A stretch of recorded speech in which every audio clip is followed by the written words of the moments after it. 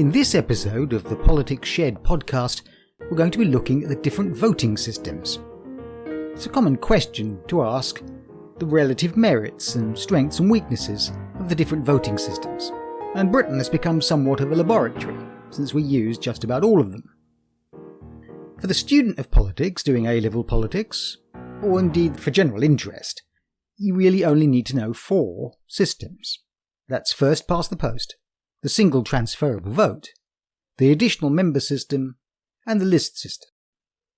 These systems represent the kind of base systems of which there are many, many varieties. Let's start with first past the post. Now, the first thing I'd like you to do is follow the link below this podcast to the Politics Shed website, where you'll find some videos describing how first past the post, indeed all the other systems of voting systems, work. I will give a brief overview, but if you don't fully follow how any of these systems work, you'll find the internet is stuffed with videos and explanations and maps and diagrams as to how the various systems work and indeed in how they apply at various elections. You won't be short of material on this subject. People get put off because they think it's complicated, but really, the broad strengths and weaknesses of each are easy to understand.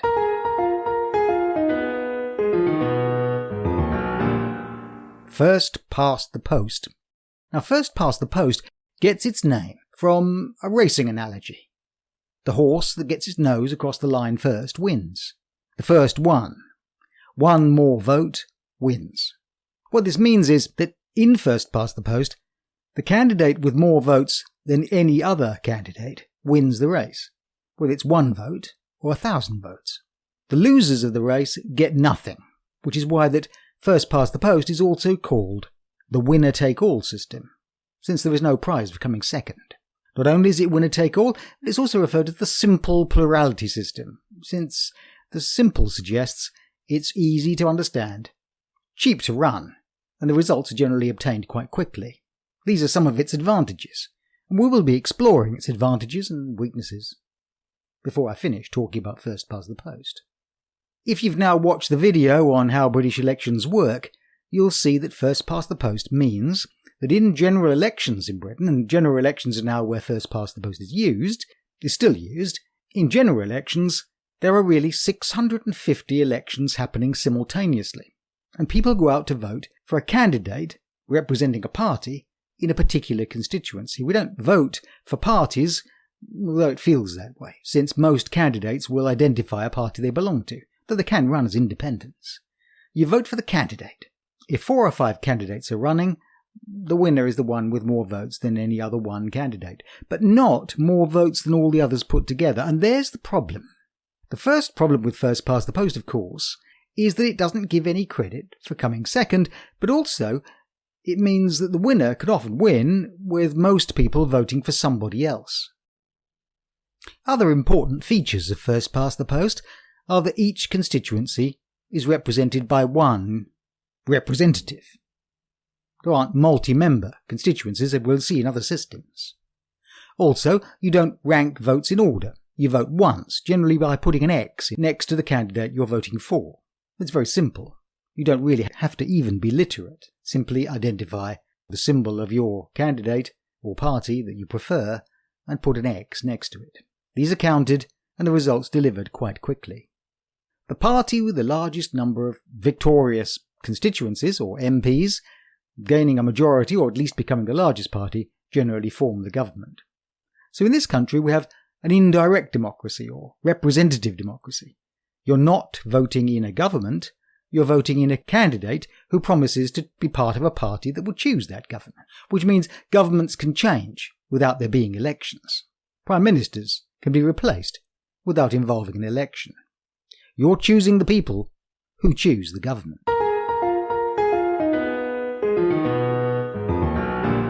One of the difficulties you'll face when studying first past the post is trying to defend it, since generally it comes in for an awful lot of criticism, especially of recent years. It's generally seen by reformers as being one of the objectives they most wish to change, one of the features of democracy that seem to be least democratic. Yet at first sight it seems quite straightforward. Surely the winner is the winner with the most votes. But it is that feature I mentioned earlier, where candidates can win with more people voting for somebody else. And indeed in Britain, governments generally win with more votes being cast for other parties. This would seem to be not particularly democratic. Another problem with first past the post is that it rewards parties whose votes are concentrated in particular areas. This gives their votes greater efficiency or greater strength. If you live in a constituency which is described as a marginal constituency, that is to say, the votes at the last elections showed the results that were really rather close.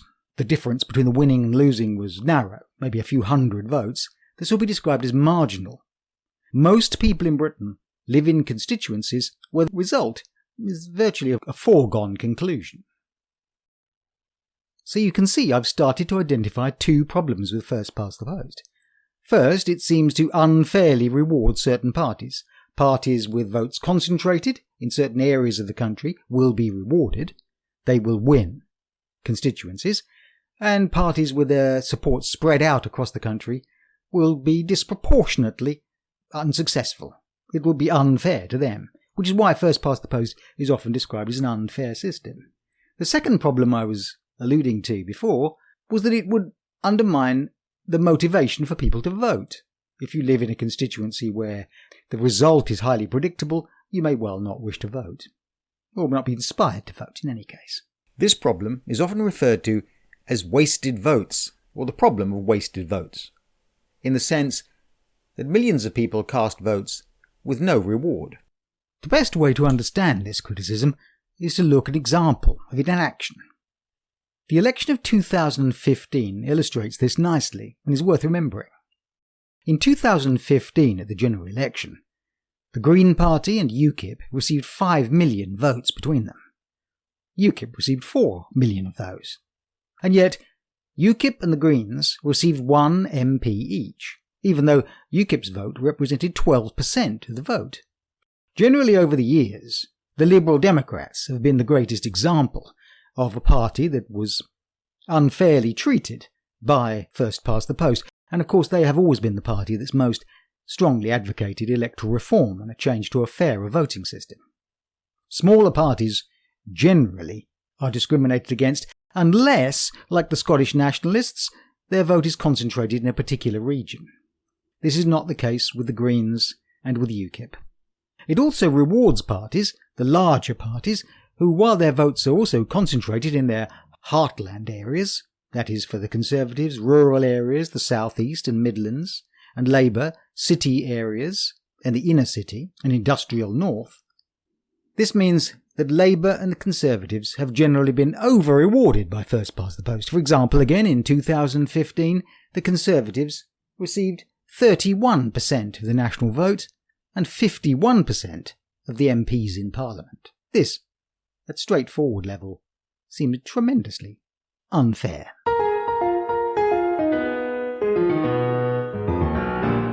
2015 provides a very good example for students of voting system, and particularly criticisms of first past the post, since it is one of the most disproportional, therefore unfair elections since the 1920s. To illustrate what I said earlier, if votes are concentrated, you can look in 2015 at the Scottish national vote. In Scotland, they received, nationally across the country, the Scots received 5% of the vote. But they won all but 3 constituencies in Scotland. If, in the general election of 2015, the votes had been awarded proportionally, using a proportional voting system, then UKIP would have received not 1 MP, but 81. So they might well feel aggrieved. I'd now like you to follow the link to the page on the Politics Shed site, which shows elections and how they might have appeared had they been run proportionally. On this page of the Politics Shed site, there's a description of how all of the major voting systems work. Again, you can follow up this podcast by looking at these. At the top of the page, you'll see first past the post, the list system, the additional member system, and the single transferable vote, shown as they would have been, as far as one can understand, or as a projection it would have been. This is a projection made by the Electoral Reform Society. You do have to understand that how people vote might well be influenced by the voting system they use. But if you took people voting as they did in 2019, and then ran these systems instead, you can see that the Conservatives and Labour do worse in every other system. The smaller parties do better, except for the Scots nationalists. The Scots National Party, because their vote is concentrated, do worse under proportional systems. But the smaller parties, the Brexit Party, the Green Party, Plaid Cymru, and the Liberal Democrats particularly, do much better in any proportional system. A further criticism of first past the post might seem to be its most damning. This is what happened in 1951 at the general election and February 1974. In both of these elections, the party that won had fewer votes than the party that lost. Now, as we shall see, in the United States, a country that also uses first past the post for presidential elections, this has also occurred a number of times, where the winning president, Donald Trump or George Bush, have had fewer votes than the losing candidate. This would seem to be a kind of, a slam dunk really, for arguments against first past the post. If the loser can win and the winner can lose, how can that possibly be defended? Before I start looking at some of the alternative arguments, and there are some strengths of first past the post, let's look at another criticism. As I said earlier, you can't really know how people are going to vote until they actually vote. People will be motivated, of course, by all sorts of things, and we'll look at this in voting behaviour. One of the things that might motivate people is the sense of their chances of success. Will their vote count at all? Well, if you live in a very safe seat, or if you think your vote is unlikely to have any result, you may well vote tactically. It's likely that in 2019, it's estimated by the Electoral Reform Society that more than 6.5 million people voted against their inclination, i.e. the party they most liked, and voted for parties they thought might well be a good second choice or prevent the party they least liked from winning. This is called voting tactically. In the 2019 general election, if you divided the number of votes cast for each party by the number of MPs they received or were successful at winning, you can see that it took 800,000 votes to elect one Green MP, where it took only 38,000 to elect each Conservative. In this sense, the Conservative votes were distributed much more efficiently since they were concentrated. This shows the greater efficiency or effectiveness or power of voting for some parties than others, in some parts of the country than others. What would you do if you're a Green voter in a constituency where the Green candidate has little or no chance of success? Or in that matter, if you're a Labour supporter in leafy Sussex, or a Conservative supporter in inner-city Liverpool? What would you do with your vote to maximise its chances of having some kind of impact? And indeed, there are websites now in 2019 that show you how to maximise the efficiency of your vote. In other words, how best to vote tactically. If first past the post has a demotivating effect on voters, encouraging them to either not vote, to stay at home, or to vote tactically, it also has the similar effect on political parties, in the sense that since most constituencies are foregone conclusions, much of the campaigning and effort goes into marginal seats, in other words, where the result is not so certain. This creates areas of Britain which are known as electoral deserts, where little campaigning goes on and turnouts are low and the results are highly predictable. So, before I move on to some of the arguments in favour of first past the post, or some of its strengths, let's quickly summarise its disadvantages. MPs and governments can be elected with less than 50% of the vote. In fact, this is quite common. It's rare for governments, or indeed MPs, to have more votes than all the other parties or all the other candidates combined. At a national level, first past the post regularly produces governments elected by a minority of the vote. Now, a useful word for you to remember, we're going to be using quite a lot, is mandate.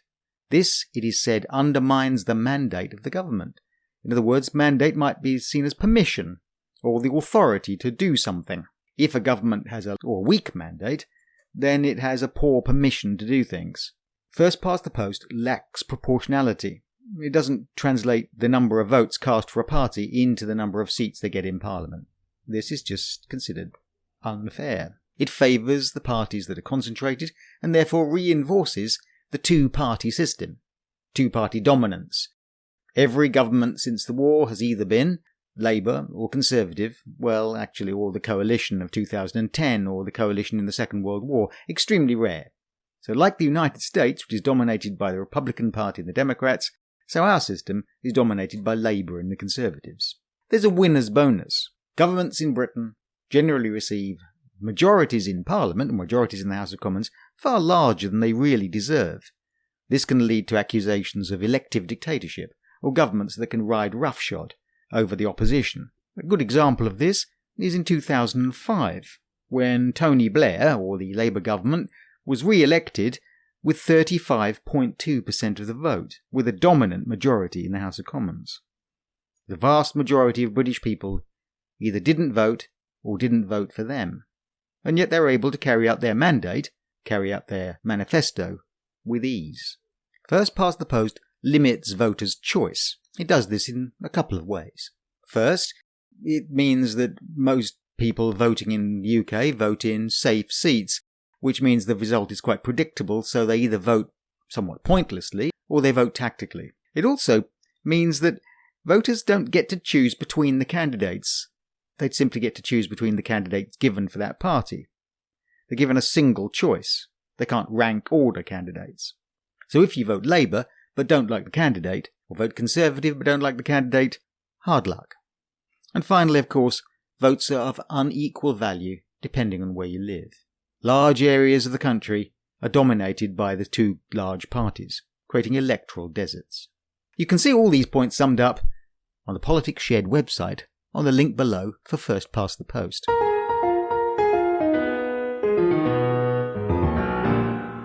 When you start looking at the strengths of First Past the Post, or arguments in its favour, it often seems that some of the arguments that we used against it are simply turned on their head. It's a matter of a point of view. For instance, First Past the Post leads to dominant governments. It rewards, disproportionately, the larger parties, producing exaggerated results. Labour dominates in one election, the Conservatives dominate in another. Now, if you want strong government that can carry out its mandate, this is an advantage.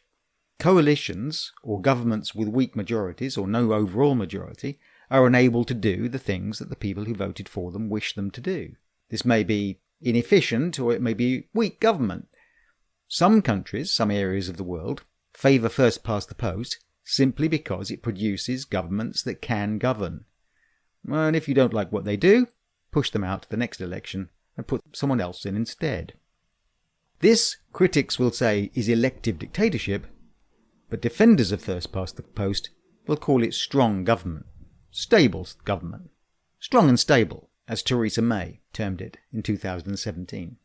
However, while this argument is often used for the British system and first past the post, it didn't seem to really be the case lately. So in 2010 and 2017, 2010 produced no overall majority and a coalition, and 2017 produced no overall majority and a weak government that had to go into a kind of arrangement called confidence and supply with the Democratic Unionist Party.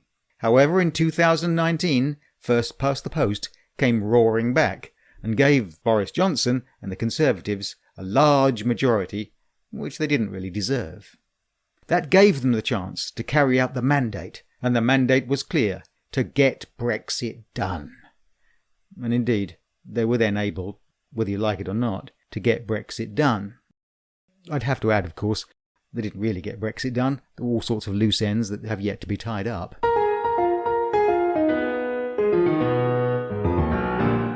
One question that is occasionally asked about first past the post in Britain is whether it favours any of the two larger parties more than the other. It certainly favours larger parties, but does it treat Labour or the Conservatives differently? Most academic studies over the 20th century have shown little or no bias in favour of one or the other party. And this is largely because the heartlands of each party are rather distinct. Labour in the north and the Midlands, the Celtic areas of Scotland and Wales, and the inner cities, and the Conservatives in the rural areas, the leafy suburbs, and the southeast of England. However, in the 1990s, there was a suggestion that the first past the post did favour Labour, because the way constituencies were distributed, Scotland received more MPs than it really deserved. There were fewer people in Scots constituencies, and Labour dominated Scotland, and similar was true of Wales. Also, the Labour voters were distributed across the country somewhat more efficiently. There tended to be larger populations in Conservative constituencies, and smaller populations in the inner city areas.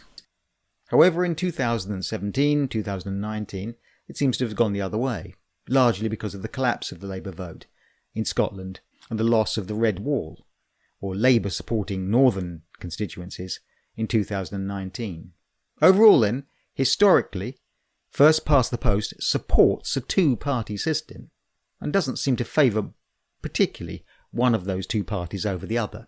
This is extremely clear in the United States, somewhat less clear in this country, because there have, after all, been and are small parties or third parties that occasionally have played an important role in politics, attracting votes away from the bigger parties or by their supporters using their votes tactically, as the Green Party supporters must have done in 2017, which, by the way, was one of the least disproportional elections of recent years, just as 2015 was one of the most disproportional elections. So supporters of first past the post rather like the dominant two parties, not only because it gives the winner a strong mandate and leads to strong government.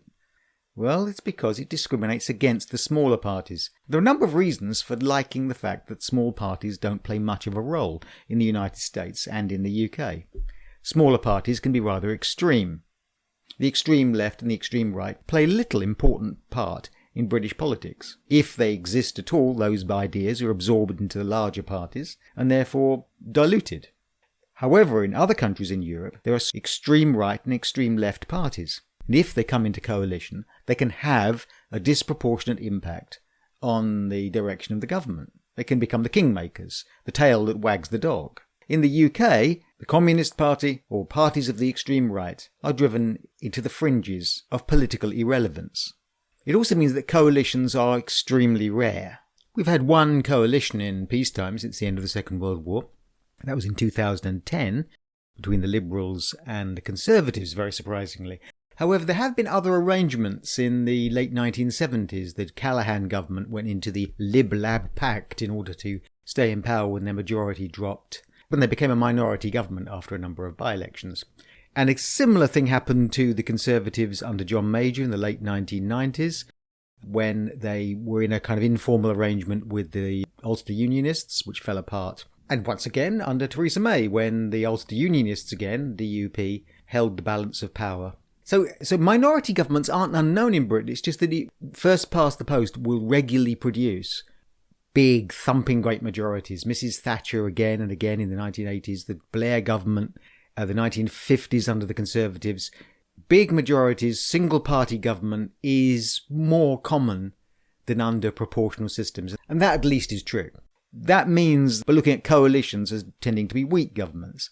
Who voted for the coalition of 2010? If you went out and voted in 2010, you either voted Labour or Conservative or Green or Liberal Dem. But what you got was a coalition. The Liberal Democrats could argue that wasn't exactly what they voted for, and the Conservatives might well have argued that's not what they voted for either. So you could argue that coalitions are a compromise which gives no one the government they voted for. And coalitions, under first past the post, are extremely rare. Another argument that's used in favour of first past the post is that it maintains a strong constituency representative link. This is because constituencies tend to be quite small under first past the post. That rather depends on how many MPs you have in Parliament, and we have an unusually large number in the British House of Commons, 650, which means that constituencies being small and there only being one representative, that's the key feature really, is that there's one MP per constituency, whereas in many proportional systems there can be multi-member constituencies, or much larger constituencies which are also multi-member.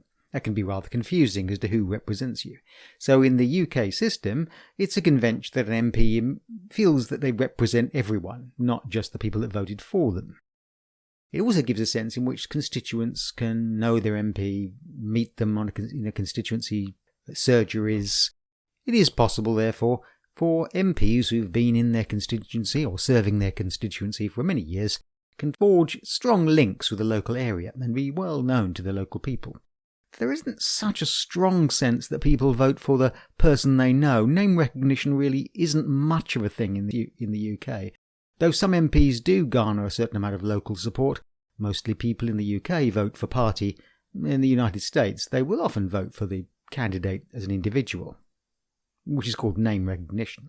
To sum up then, the advantages of first past the post are, as we said much earlier in this, speed, simplicity and cheapness. It is the simple plurality system. Results come in very quickly. In most other countries you might wait several days for a result to appear. In Britain the elections happen overnight and they don't really cost very much. They're also easy to understand. Other systems, such as famously the single transferable vote, involve some kind of mathematical calculation and redistribution of votes and reallocation that might be difficult for people to understand. It produces strong and stable government. Well, even with Theresa May's urging the people to do that in 2017, and before that in 2010 it didn't. But that aside, if we looked across the 20th century, first past the post in Britain has tended to produce two dominant parties and governments with large majorities and a clear mandate to carry out their proposals, which in turn makes coalitions rare. Finally, there's the exclusion of extremists. Not an insignificant feature of British politics. The two broad parties tend to be exactly that, rather broad, and broad church parties as they're known, or in the United States, umbrella parties, in which within the parties there can be considerable division among wets and dries, among hard left and right, among socialists and social democrats, among Brexiteers and hard Brexiteers, or Remainers for that matter, and the Conservatives. So the parties can contain a broad range of ideas and factions within, but largely extreme ideological parties highly focused on radical change are excluded from politics in Britain. Whether you think that's a good or a bad thing. And lastly, there's a strong link between MPs and their constituents. Might also be noted, before we leave first past the post alone, in 2011 there was a referendum in this country and the British people were offered the chance of removing first past the post. Now it's true they were offered a rather uninspiring alternative, the AV system, but nonetheless, you can conclude from the results of the referendum in 2011 that the British people were not urgently desirous of a change of the voting system. Political parties, political pundits, and politics teachers tend to find this subject altogether more inspiring than most ordinary people. Voting is voting, and it happens, but as Brenda from Bristol said, hopefully not too often.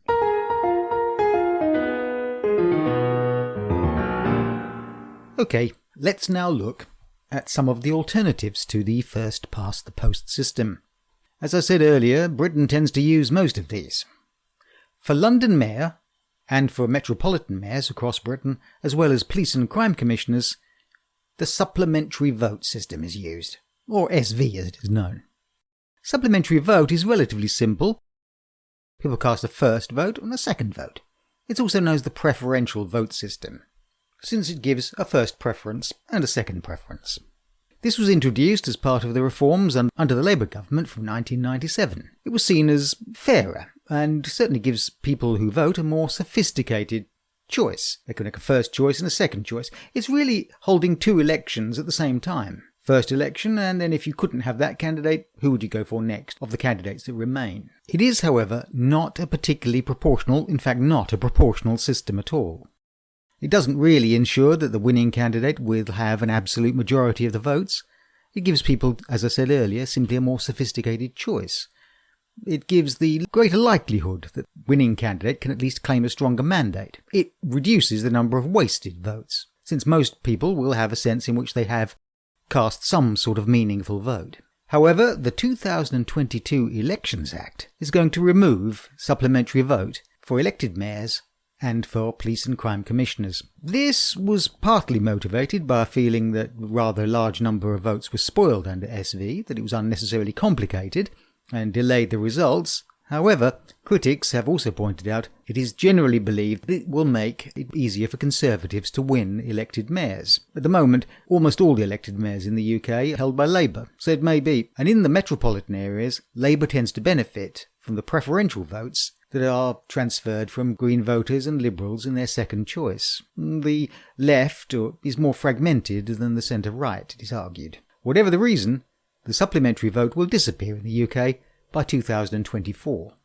So, how exactly are the votes counted under the supplementary vote system? What happens is that the votes are counted, and if a candidate receives more than 50% of the first preference votes, then they're elected. If, on the other hand, no candidate has received more than 50%, then all but the leading two candidates are removed, and their second preference votes are redistributed to the first two. So you can see that for the London Mayor in 2021, on the first round, Sadiq Khan received 40% of the vote, and the Conservative candidate, Sean Bailey, received 35% of the vote. All the other candidates were eliminated, and their votes, or their second preference votes, were redirected to Sean Bailey or to Sadiq Khan. After these were counted, Sadiq Khan had 55% of the vote, and Sean Bailey had 45% of the vote. So the supplementary system is a majoritarian system, meaning that it ensures, largely, that the winning candidate will be the least hated candidate. It produces the winner that most people can at least put up with. Like first past the post, an advantage is that it makes it very difficult, since the winner will be the least hated, it makes it difficult for extreme parties to win. In 2021, the BNP received 13,000 votes across London, but had little chance of winning. People's second preference won't go to extreme parties. It is possible, however, under the supplementary vote system, for someone to win the first round, first preference votes, and lose the second round. When the second preference votes are added, they could overtake the winner of the first round. This happened in the Peterborough and Cambridge mayoral elections, when the Conservative had won the first round, but lost after the second round. So the supplementary vote system is hardly a revolutionary change. In fact, apart from Ken Livingstone, who was an independent and elected to London Mayor, it produces the dominance of the two parties, Labour and Conservative, excludes the extremist parties, but it may favour Labour, which is possibly why it's being removed in 2024.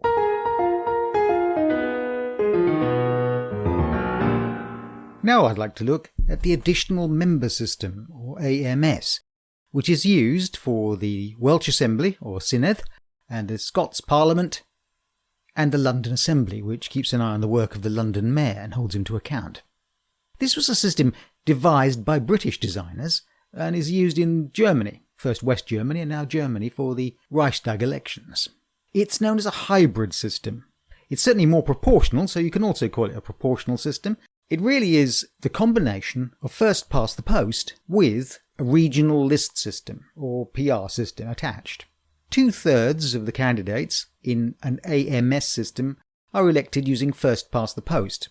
So when you go out to vote, you have in front of you a ballot form which gives you two choices. Choice over candidates for your local constituency, and then a second choice for party, a national party preference. You could split your vote. You could vote Labour because you like the Labour candidate, and Conservative because you prefer the Conservative Party. While this is to be unlikely, it's entirely possible. 2/3 then of the constituencies are elected just like first past the post. And then 1/3 of the candidates in the Assembly or Parliament topping up the representation of parties from the second preferences, or the preference from the party vote choices. This creates two kinds of representative, a representative from constituencies and a representative from just the party. In Scotland, the effect is that leadership positions have tended to come from those who represent the party rather than those who have a constituency, for they're not burdened by constituency work. It may be that constituency representatives also have more status, given that they represent a particular area, and party representatives more chance of promotion. And that's why it's called the additional member system, because you get an additional member topping up, based upon party vote preferences. One of the most obvious effects of using AMS has been that many more parties run, since, unlike under first past the post alone, little parties have much more a chance of getting elected on the preference votes, so actually having some kind of representation in the Parliament. In the London Assembly elections of 2016, there were 12 parties on the party list, ranging from the Animal Welfare Party to the Women's Equality Party alphabetically. In Scotland in 2007, 2 regions had 23 parties to choose from. And the reason for this is that it's easier for parties to get candidates to go on to a list rather than to contest the constituency. And of course these parties think they have a better chance of winning on the party list. Another effect of this has been that parties that have done very badly, the Scots Conservatives were virtually wiped out in Scotland, have been able to recover. Since under first past the post, Scots MPs virtually disappeared. But inside the Scots Parliament, Scots representatives have appeared on the party list and party preferences, there being quite a few Conservatives, as it were, across Scotland who voted for Conservatives under AMS and become the second largest party in the Scots Parliament. AMS then gives the voter a more sophisticated choice. It's more proportional. It does, however, allow more radical parties and extreme parties or fringe parties to get some kind of representation. It has also resulted in fairly strong governments. Currently, in Scotland, the SNP party are in coalition with the Greens. And in Wales, Labour are a minority government. The coalitions in Scotland have been reasonably stable. When there have been coalitions in Wales, they have been able to produce fairly radical policies. In Wales, for instance, prescriptions are free, unlike in England, and in Scotland, care for the elderly is covered by the state. So you can see the old idea that first past the post is necessary for governments to be able to govern may not be so true if you look at AMS. For a more detailed description of how the system actually works in terms of how the votes are counted and reallocated, follow the link below to the AMS system, where you'll find a description of the d'Hondt formula, the mathematical calculation that takes place to determine the number of party top-up candidates that are allocated. AMS was introduced by the Labour government after 1997 as part of its constitutional reform programme. Cynics did suggest that Labour had in mind that they didn't wish to create alternative centres of power in Scotland and Wales. AMS would ensure that it was difficult for any one party to gain an overall majority. And that has been true, although not entirely, since the SNP did at one time have an overall majority in Scotland. As I say, currently they're in coalition with the Greens. Labour's assumption was that whoever was in power in Wales and Scotland would be a coalition and therefore weaker. They also assumed that AMS would favour the Labour Party, since Liberal Democrats, Nationalists and the Labour Party would probably dominate. Another motivation for AMS was possibly to exclude the possibility of nationalism rising in Scotland and Wales, since coalitions would be unlikely to agree on something as radical as an independence vote. This has not proved to be the case. In fact, the SNP have gained credibility from being elected under the AMS system, have won overall majorities, and now dominate politics in Scotland. It's also likely that nationalists in Wales have benefited to some extent from the AMS system. Before we move on to the next voting system, we will look at one final criticism of the additional member system. This is a problem that was theoretically always possible, but has really only become more apparent in the last couple of Scots elections. The ex-leader of the SNP, Alex Salmond, formed a new party called ALBA. He urged voters to cast a vote for the ALBA party in a form of gaming the system, taking advantage of a potential flaw in AMS, where list votes might count more effectively or be more efficient for smaller parties. This was in effect where the smaller party would piggyback on a larger party with similar views, so ALBA would be an independence party. So if you wished for Scots independence, you vote Scots Nationalist on your constituency vote and ALBA on your list vote. This maximises the efficiency of your voting, if you wish independence as a result. The Greens suggested something similar. They adopted independence as a policy, and if you're left-wing in Scotland, or if you're a supporter of independence, you'd do well to vote Scots Nationalist on your constituency vote and Green on your list vote. Again, this would maximise the efficiency of your vote. This indeed may be what happened in 2021. Since the Greens achieved 8 seats, all list seats, and the Scots Nationalists achieved 64 seats, mostly constituency. The combined Scots Nationalist vote and the Greens gave the Scots Nationalists, and therefore those wishing for independence, an overall majority. This may be a result of gaming the system. Alba's attempt and Alex Salmond's attempt to revive his political career didn't quite work. But it doesn't mean it can't, and this has been seen as a potential flaw of AMS, possibly one unforeseen by the Labour Party when they introduced this with devolution.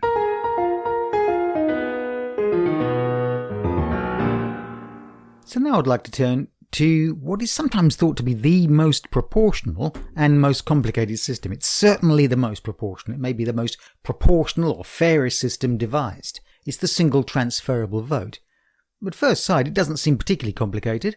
What happens at an election is that people are given ballot papers where there are a list of candidates and they put them in preference order. Instead of putting an X next to a candidate, you put 1 or 2 or 3 or 4. You rank them in order. 1, 2, 3, 4, 5. So as long as you can count, you can vote. It's used in the Northern Ireland Assembly and for local government elections in Scotland. It's also used in other parts of the world. However, the complexity comes with the way the votes are counted rather than the way they're cast. What happens, it sounds rather like the supplementary vote system. All the first preference votes, or number ones, are counted first. If a candidate has received enough first choice votes to pass a threshold which is devised by a formula, then they are elected. Subsequent votes for that candidate, second preference votes, are redistributed accordingly. Also, if this doesn't produce overall winners, bottom candidates are removed and votes cast for those candidates are redistributed. The formula is quite simple. The number of votes cast in the election in the constituency are divided by the number of seats being elected. The single transferable vote system is a multi-member constituency system.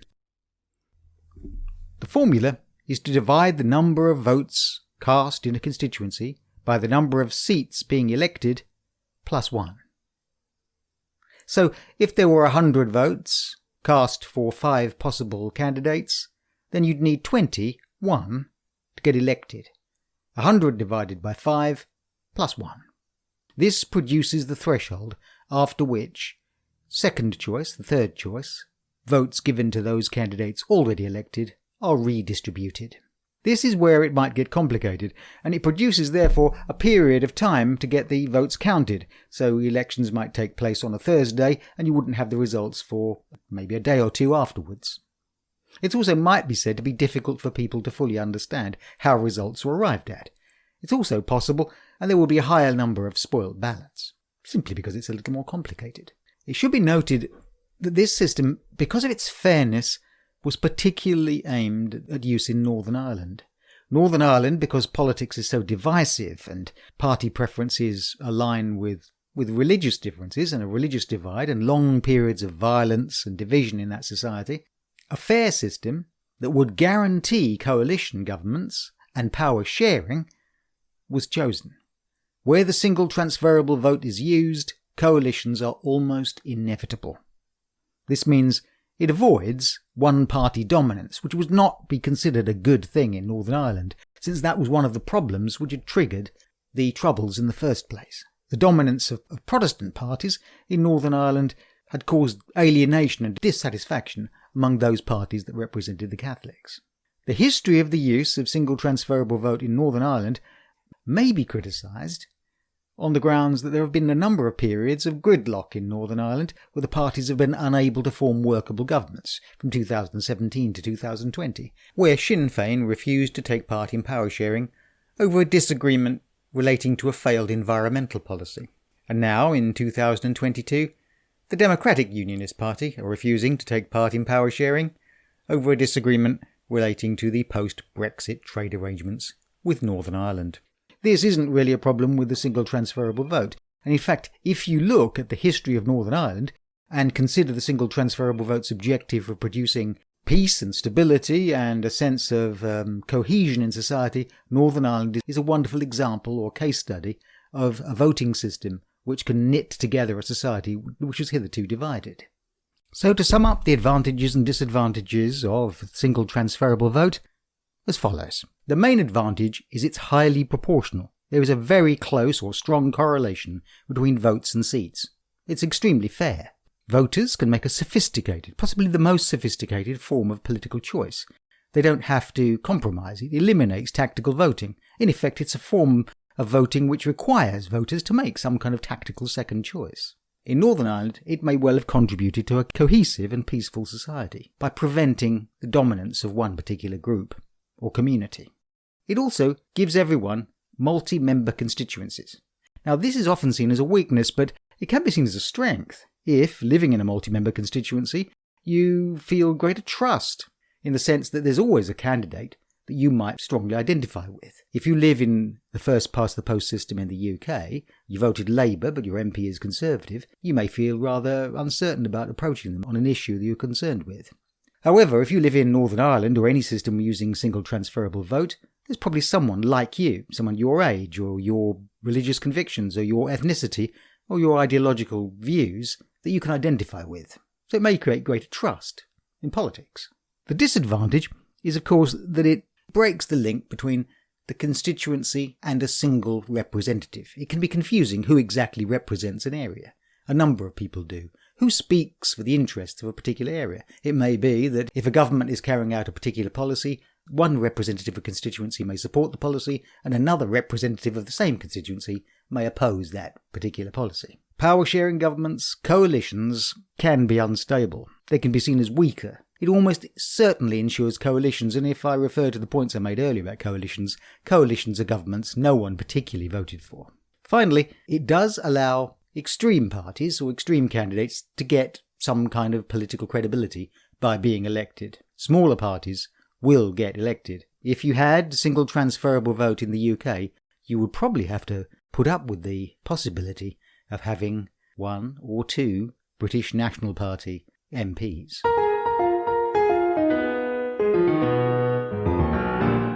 We've now covered all of the systems currently used in the UK. What's left are a couple of systems that were used or could be used in the UK. The regional list system, party list systems can be very proportional, but if voters can't pick their representatives, the politicians don't have a strong link with their voters. Rather than electing one person per area, in party list systems each area is bigger and elects a group of MPs that closely reflect the ways the area voted. At the moment we have 650 constituencies, each electing one Member of Parliament. Under a party list system we might have 26 constituencies, each electing 25 MPs. There are three main ways to vote in party list systems used around the world. The closed list system, each party publishes a list of candidates for each area. On polling day, the ballot paper just has a list of parties. Voters mark the party they support. In this system, a party gets seats roughly in proportion to its vote, and seats are filled depending on the order of the list the party chose in advance. This gives considerable power to the party leadership, who will obviously put candidates they prefer at the top of the list. The Labour politician Tony Benn once remarked that on any list organised by the Labour leadership, he would be somewhere towards the bottom. In the open list system, on the ballot paper, each party has a list of candidates. The more votes a candidate gets, the more likely they are to be in the party's group of MPs elected. In other words, voters can move people up the list. There's a semi-open list version. In a semi-open list, voters are presented with a ballot with options to vote either for a party or for a candidate. If they vote for the party, they're voting for the party list. If they prefer to vote for a particular candidate, they can improve that candidate's ranking on the list. For elections to the European Parliament, the closed list system was used. In the counting and distribution of the votes or allocation of votes to candidates, the D'Hondt formula is used. You can find a video explaining the D'Hondt formula on the Politics Shed website. Countries with the party list tend to have lots of parties, as lists are highly proportionate. This means that coalitions again are almost certain and become quite normal. Many countries introduced thresholds of 4 or 5% to stop candidates being elected from extremely small parties. It is, however, possible to have party lists with very large or very small constituencies. For instance, in the Netherlands and Israel, the entire country is one big constituency. In other countries, such as Finland, the constituencies are quite small. The smaller constituencies have representatives closer to local issues. Overall then, the party list system, or the regional party list system, which was used for the elections to the European Parliament in the UK, is highly proportional, almost certainly ensures coalitions, tends to elect a wide variety of candidates from very small parties. So for instance, for elections to the European Parliament, Britain was divided into 12 electoral regions. For example, in the Eastern region, there were 7 MEPs elected. In the East Midlands region, 5 MEPs. In the London region, 8 MEPs, and so on. These were multi-member constituencies. In 2009, Nick Griffin, the leader of the British National Party, a far-right racist party, along with another member of the BNP, Andrew Bronze, were elected to the European Parliament under the regional list system. It has many of the problems and weaknesses of the other systems. Multi-member constituencies, we've talked about before, their advantage and disadvantage. Its probably greatest weakness is the large regions that it created, really no geographical sense of identity at all, and no local representation of a constituency. Lastly, I'd like to look at a system that was suggested and offered to the British people during the referendum of 2011.